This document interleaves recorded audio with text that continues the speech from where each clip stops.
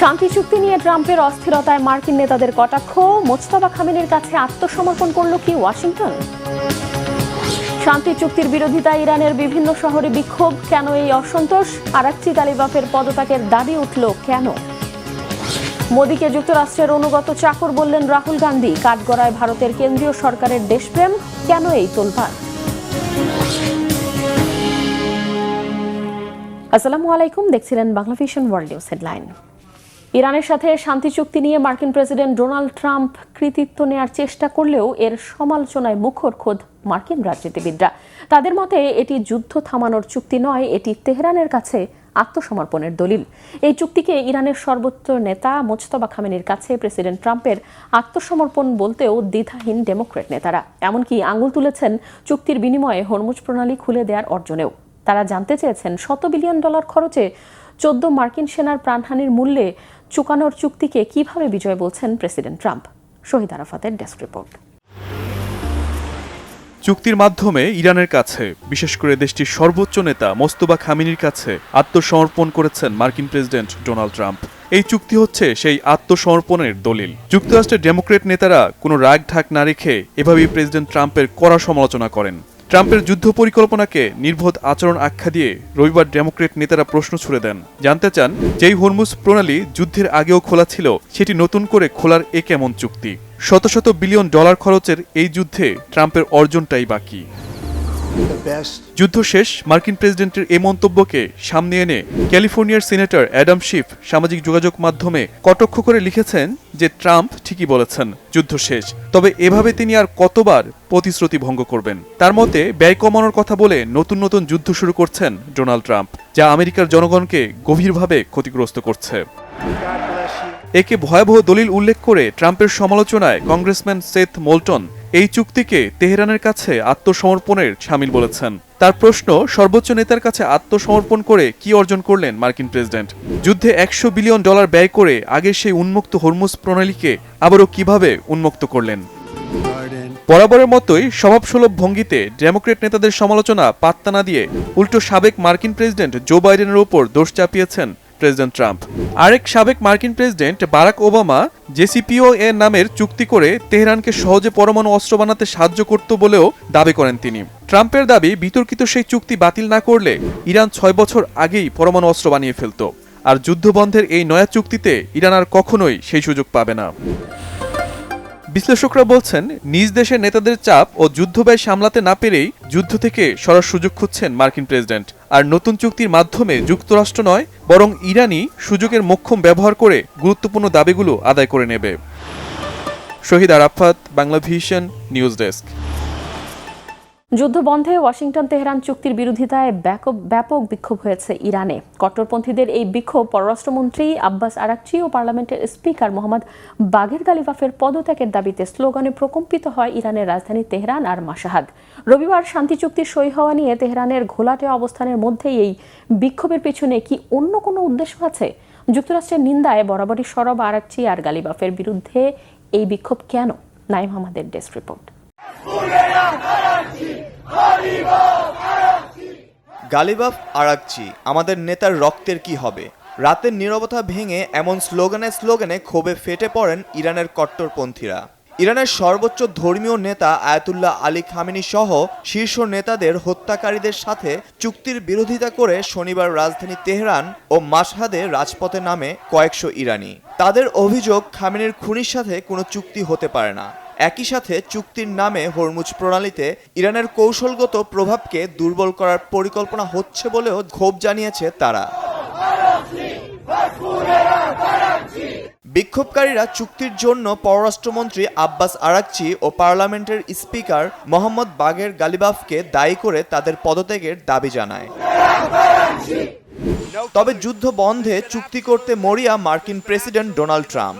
রবিবারই চুক্তি হবে তার এমন দাবির পরেই ইরানে বিক্ষোভ শুরু হয়।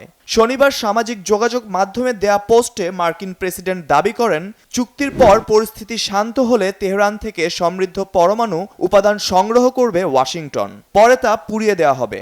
এছাড়াও চুক্তি সই হলে হরমুজ প্রণালী খুলে দেওয়ার দাবিও করেন ট্রাম্প। তবে তার এই দাবি নাকচ করে দিয়ে ইরানের পররাষ্ট্র মন্ত্রণালয়ের মুখপাত্র ইসমাইল বাঘাই জানান রবিবার চুক্তি হচ্ছে না। চুক্তির বেশ কিছু বিষয়ে এখনো একমত নয় তেহরান, পর্যালোচনা চলছে।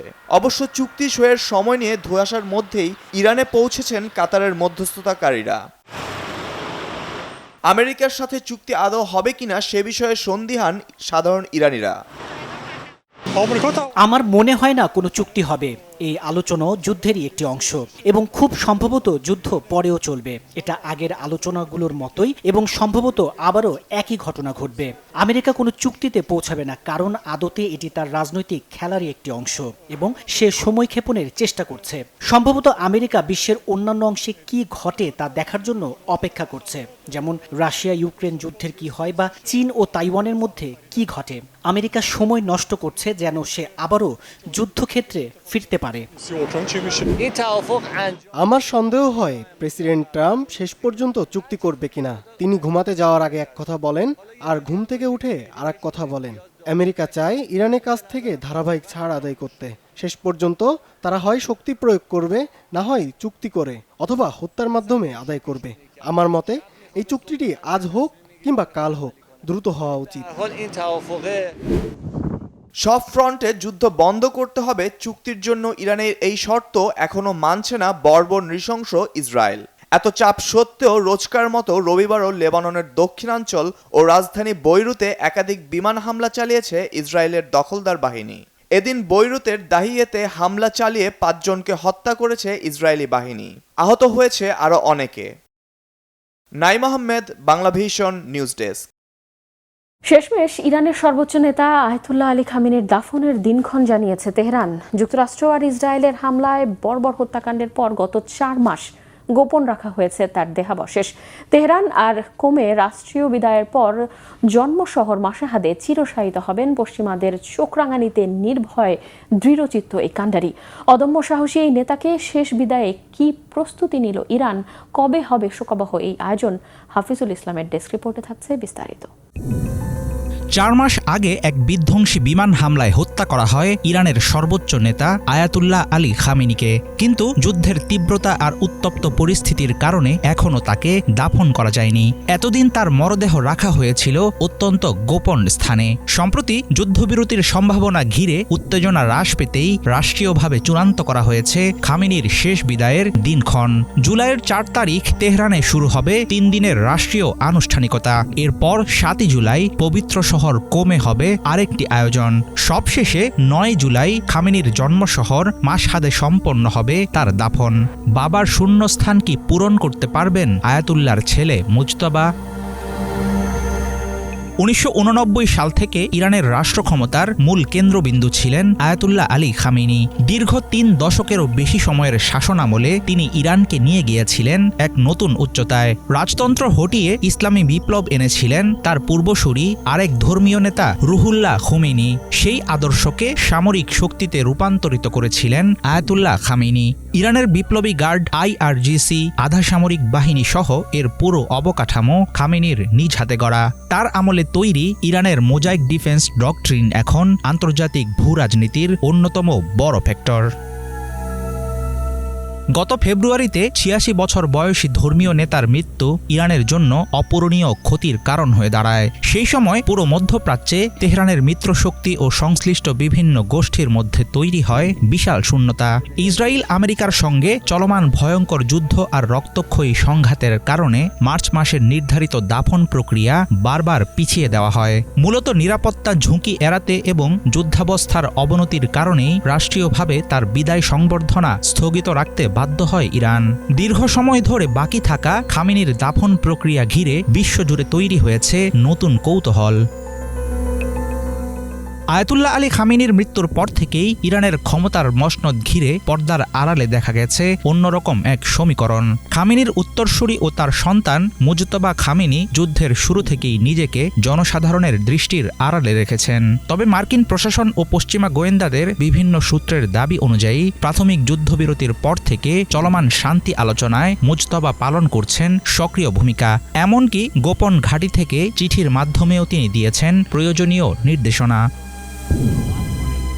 1939 সালে ইরানের মাশহাদ শহরে জন্মগ্রহণকারী আয়াতুল্লাহ আলী খামেনি ছিলেন দেশটির সবচেয়ে দীর্ঘ সময় ধরে দায়িত্বে থাকা সর্বোচ্চ ধর্মীয় নেতা।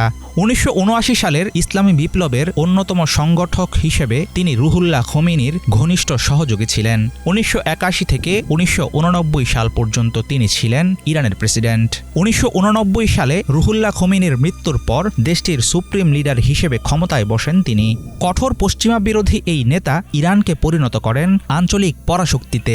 আয়াতুল্লাহ আলী খামেনির দাফনের মধ্য দিয়ে অবসান ঘটবে মধ্যপ্রাচ্যের ভূরাজনীতি কাঁপানো এক আপোষহীন যুগের। হাফিজুল ইসলাম, বাংলাভিশন। মার্কিন হামলায় দেশের 3 জন নাবিককে হত্যার জোরালো প্রতিবাদ না করায় ভারতের প্রধানমন্ত্রী নরেন্দ্র মোদীর তুমুল সমালোচনার মুখে পড়েছেন। মোদীকে অনুগত চাকর বলেছেন ভারতের বিরোধী দলীয় নেতা রাহুল গান্ধী। অভিযোগ অস্বীকার করেছেন ভারতের পররাষ্ট্রমন্ত্রী এস জয়শঙ্কর। ভারতের 3টি জাহাজে হামলায় হতাহতের আলোচিত ঘটনাটি হয় গত সপ্তাহে ওমান সাগরে। এর দায় স্বীকার করলেও জাহাজটির গতিবিধিকেই দোষারোপ করেছে মার্কিন বাহিনী। এ নিয়ে সামাজিক মাধ্যমে কংগ্রেসের শীর্ষ নেতা রাহুল গান্ধী লিখেছেন, আমেরিকা রীতিমতো দাদাগিরি করে আদেশ দিচ্ছে আর ভারত প্রধানমন্ত্রী অনুগত ভৃতের মতো তা পালন করছেন। কংগ্রেস সদস্য শশী থারু ওয়াশিংটনের দিকে ইঙ্গিত করে লিখেছেন, বন্ধু কখনো অনুতাপ নেই। বন্ধু আর কৌশলগত অংশীদার ওয়াশিংটনের সংবেদনশীলতা নিয়েও প্রশ্ন তুলেছেন তিনি। সমালোচনায় সরব হয়েছেন সাবেক তথ্যমন্ত্রী মনীষ তিওয়ারি, পবন খেরা সহ অনেকেই। হামলার ঘটনায় মার্কিন রাষ্ট্রদূতকে 2 দফা তলব করেও প্রতিবাদ জানিয়েছে নয়াদিল্লি। এর মধ্যে ফোন আলাপ হয়েছে 2 দেশের পররাষ্ট্রমন্ত্রীর। ইরানের বন্দর ঘিরে নিষেধাজ্ঞা অমান্য করলে আবার হামলার হুঁশিয়ারি দিয়েছে মার্কিন পররাষ্ট্রমন্ত্রী মার্কো রুবিও। ফোন আলাপের পর ভারতের পররাষ্ট্রমন্ত্রী লিখেছেন, এই হামলা যে সমর্থনযোগ্য নয় তা মার্কিন পররাষ্ট্রমন্ত্রীকে জানানো হয়েছে। এমন অবস্থায় G7 সম্মেলনে যোগ দিতে নয়াদিল্লি ছেড়ে ফ্রান্সে পাড়ি জমিয়েছেন ভারতের প্রধানমন্ত্রী নরেন্দ্র মোদী। সেখানে কথা হবে মার্কিন প্রেসিডেন্ট ডোনাল্ড ট্রাম্পের সাথে। মার্কিন বাহিনীর হামলায় ভারতের নাবিকদের হত্যায় অনুশোচনা বা দুঃখ প্রকাশ করা তো দূরের কথা, উল্টো নয়াদিল্লিকে শাসিয়েছে ওয়াশিংটন। ভারতের পররাষ্ট্রমন্ত্রী এস জয়শঙ্করের সঙ্গে ফোন আলাপে মার্কিন পররাষ্ট্রমন্ত্রী মার্কো রুবিও স্পষ্ট জানিয়ে দিয়েছেন, হরমুজ প্রণালীতে মার্কিন অবরোধের লঙ্ঘন কোনোভাবেই সহ্য করা হবে না। এত নতুন করে টানাপোড়েনের মুখে 2 দেশের সম্পর্ক। আমেরিকার এই দাদাগিরি আর ভারতের জনরোষের কৌশল সামাল দিতে পারবে কি নয়াদিল্লি? বিস্তারিত জানাচ্ছেন মীর ফজলে রাব্বি। ওমান উপকূলে মার্কিন হামলায় 3 ভারতীয়র মৃত্যুর ঘটনায় যখন দিল্লির ক্ষোভের পারদ তুঙ্গে, ঠিক তখনই কঠোর হুঁশিয়ারি দিয়ে রাখলেন মার্কিন পররাষ্ট্রমন্ত্রী মার্কো রুবিও। ভারতের কড়া প্রতিবাদের জবাবে সুর নরম করা তো দূর, উল্টো নয়াদিল্লিকে তিনি সাফ জানিয়ে দিলেন, হরমুজে চলতে হলে মানতে হবে মার্কিন নির্দেশই।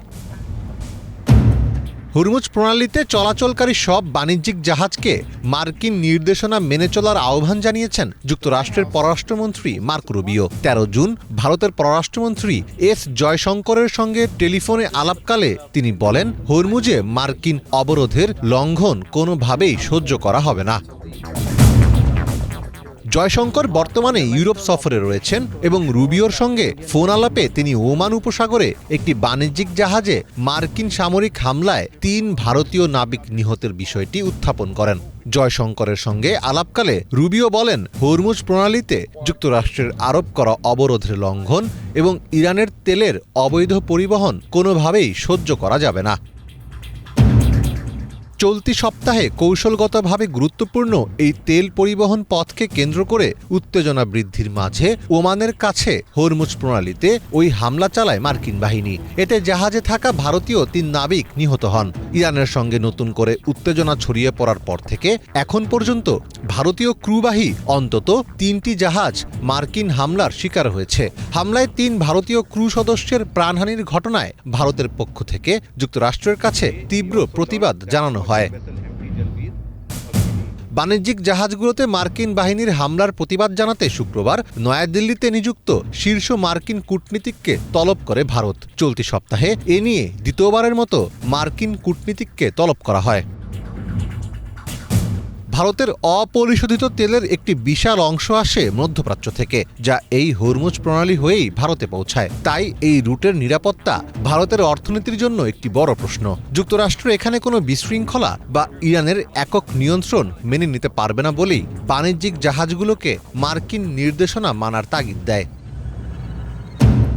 মার্কিন চাপ থাকা সত্ত্বেও ভারত রাশিয়ার কাছ থেকে তেল কেনা বা ইরানের চাবাহার বন্দর উন্নয়ন করা থেকে পিছিয়ে আসেনি।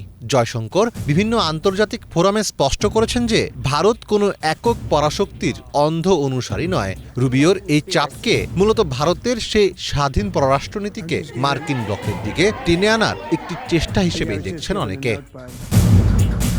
মীর ফজল রাব্বি, বাংলা ভিশন। পোল্যান্ড রেলওয়ের বিশেষ এক ট্রেন এখন শুধুই যাত্রার মাধ্যম নয়, বরং সময়ের ভেতর দিয়ে ফিরে যাওয়ার এক অভিজ্ঞতা। দ্রুতগতির আধুনিক ট্রেনের যুগে যেখানে সবাই গন্তব্যে পৌঁছানোর তাড়ায় ব্যস্ত, সেখানে এই ধীরগতির ট্রেন যাত্রীদের নিয়ে যাচ্ছে অতীতের নস্টালজিক রেল ভ্রমণে। পুরনো ডাইনিং কার, ঐতিহ্যবাহী খাবার আর জানালার বাইরে বদলে যেতে থাকা সবুজ দৃশ্যের মিলেমিশে তৈরি হচ্ছে এক অনন্য ভ্রমণ অভিজ্ঞতা। মানুষের কাছে ধীরগতির ট্রেনের সৌন্দর্য ফিরিয়ে দেওয়ার সেই গল্প জানাচ্ছেন ইমরান মাহমুদ। দ্রুত গন্তব্যে পৌঁছানো নয়, এই ট্রেনের মূল আকর্ষণই হলো ধীরে চলা, দীর্ঘ পথ পাড়ি দেয়া এবং ট্রেনের জানালা দিয়ে প্রাকৃতিক নৈসর্গ দৃশ্য উপভোগ করা। পোল্যান্ডের রেলওয়ের এই ট্রেনটি যেন কিছু সময়ের জন্য যাত্রীদের ভুলিয়ে দেয় ব্যস্ত জীবনের কথা। ট্রেনের রেট্রো ধাঁচের রং থেকে শুরু করে জানালার কমলা রঙের পুরনো পর্দা কিংবা করিডোরের দেয়ালে ঝোলানো সেই প্রাচীন রেলওয়ে মানচিত্র, সব মিলিয়ে এই ভ্রমণ যাত্রীদের ফিরিয়ে নিয়ে যাচ্ছে বিগত শতাব্দীর সোনালী দিনগুলোতে। ধীরগতির এই ট্রেনের অন্যতম বড় আকর্ষণ হলো ঐতিহ্যবাহী ডাইনিং কার, যা ওয়ার্স নামে পরিচিত। ব্যস্ত সেই খাবারের বগিতে প্রবেশ করলেই দেখা মিলবে সুস্বাদু পোলিশ সব খাবারের। শেফরা লাইভ কিচেনে ব্যস্ত সময় পার করছেন ঐতিহ্যবাহী সব পদ তৈরিতে। আমরা এখানে সম্পূর্ণ পুরনো আমলের পোলিশ মেনু পরিবেশন করছি। আমাদের সেন্ট্রাল কিচেন এবং অভিজ্ঞ শেফরা এই চমৎকার খাবারগুলো তৈরি করেন এবং ট্রেনের ভেতরেই এগুলো চূড়ান্তভাবে প্রস্তুত করা হয়। মাংসের চপটি এখানে ভীষণ জনপ্রিয়। এছাড়া বিগস, জুরেক এবং আমাদের নতুন কোল্ড বিটরুট স্যুপও মানুষ দারুণ পছন্দ করছেন। সাথে সসেস তো আছেই। দেশটির অন্যান্য যাত্রীবাহী ট্রেনের মতো এখানে কোনো ওয়াইফাই নেই, তাই যাত্রীরাও যেন নিজেদের যান্ত্রিক জীবন ভুলে ডুবেছেন পরম শান্তিতে। কেউ ট্রেনের জানালা দিয়ে দেখছেন বিস্তীর্ণ সবুজ বনভূমি, আবার কেউ স্লিপার কম্পার্টমেন্টে শুয়ে উপভোগ করছেন অলস দুপুর। এই ট্রেনটি একেবারেই আলাদা, কারণ এটি পোল্যান্ডের সেই পুরনো দিনের রেলওয়ে ভ্রমণের স্মৃতি মনে করিয়ে দেয়। আমি যখন আমার ছেলের বয়সী ছিলাম, মানুষ যেভাবে যাতায়াত করত, এই ট্রেনটি ঠিক সেই আমেজ ফিরিয়ে এনেছে। আমাকে যদি দ্রুত অফিসে যেতে হয়, তবে আমি অবশ্যই হাই স্পিড ট্রেন বেছে নেব, যেখানে ওয়াইফাইয়ের সুবিধা থাকবে। কিন্তু যখন আমি ছুটিতে বের হব, তখন আমি নিশ্চিতভাবেই এই ট্রেনটি বেছে নেব। আধুনিক জীবনের তীব্র প্রতিযোগিতার মাঝে এই ধীরগতির ট্রেন যেন যাত্রীদের মনে করিয়ে দেয়, কখনো কখনো জীবনকে উপভোগ করতে হলে কিছুটা থমকে যেতে হয়, গতি কমিয়ে চারপাশের সুন্দরকে একটু সময় নিয়ে দেখতে হয়।